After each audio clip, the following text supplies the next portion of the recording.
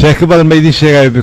maxaa yeelay 3 sano iyo bar ayaan soo tumaayay hadal leh marka caawa waxaa weeyaan madaxweynaha iskale waxaan rabaa laakiin in idin sheego mid habeen maalin dhaweyto xildhibaan baa markii intaan kalfadhiga aan sugayn maxaa la inuu ka buuxsamo koorumka meesha xafiisku igu soo galay gudoomiye maanta waxaan rabaa inaan hadal sii jeediyo inta igu qaydiy waa ku siinaa baa hadalka dalbo waayahay markii magacyada loo qorqoray isma qorin waa qoreen markii dambe gacanta ma taagay ninkii hebel markaa waa la yiri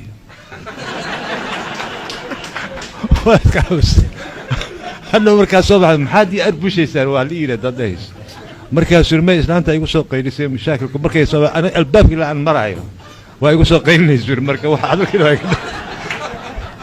waxa islaamaha maxaa gurigaaga adiga ma u taliso أنا أتليه لكن وايق أذكته مركو حاله وحاكو يقولي أنا أتليه وركي كان قدام بيا كاس مسرته مركو حاله إسلام مركي أنا هو الهم ما يصير ولا تهدر مركي أنا نوش بدأ يترى هذا مركي هي باي مركي أنا قدام بيا سوما مركي يقولي أنا أتليه هذا كان قدام بيا مركو حاله هي باي ياكل الذي